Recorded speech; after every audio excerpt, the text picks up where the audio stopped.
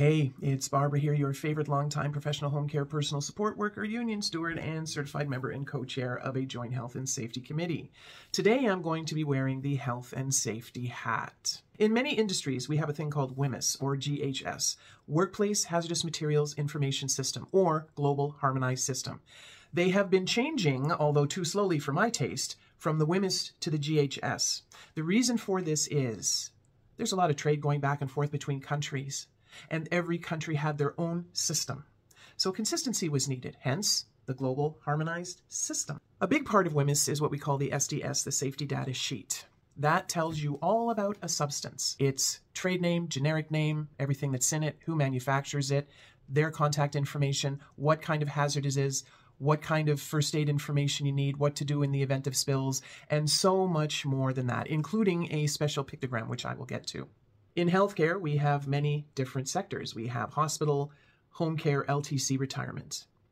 When you are in hospital or LTC, I kind of refer to those as industrial because they will have their own cleaning crews. So they will deal with the chemicals. Your employer should have a binder of all the SDS relevant to the chemicals you use. But in home care, it's a bit different. We use what is there. So what do we do in the event of that? Those chemicals without SDS? Well, the labels are a basic version of an SDS. I'm going to use my trusty bottle of Dettol antiseptic to explain this to you. If you look at it, you will see the name, what it is, what the hazards are, how much is in it. And here's the pictogram I was talking about. That's something that, for a quick read, will tell you the hazards with it. And what that means is it is toxic. It can lead to poisoning and or death.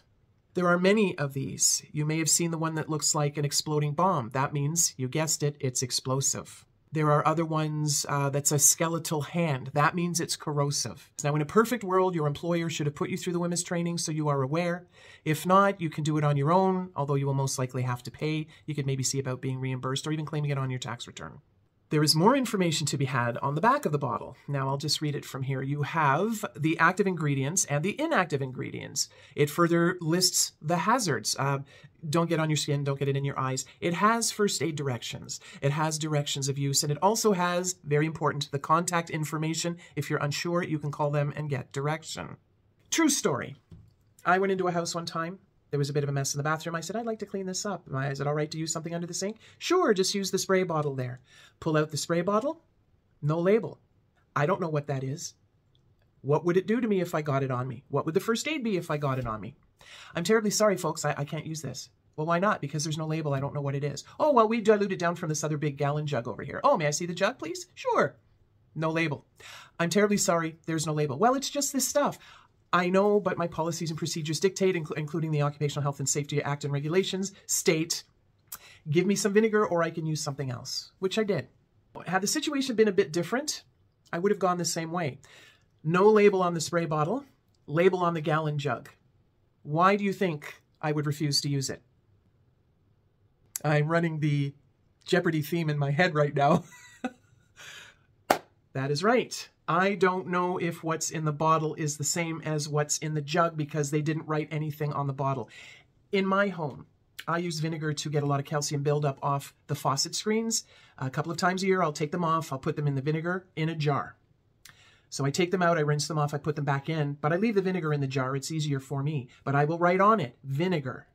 I don't really have to put much else other than that because vinegar is vinegar. Remember, if you ever go into a place and they tell you you can use something that doesn't have a label, refuse it, because if you don't, you may harm yourself or someone else. Part 5 of the Occupational Health and Safety Manual and Regulation states that you can refuse work if you feel it may be harmful to you or someone else. Doesn't mean you can walk away from the job. No, you can just refuse to use the chemical and want something else. I think that is it for today. I would like you all to stay healthy, stay safe, stay aware, and I will see you on the flip side.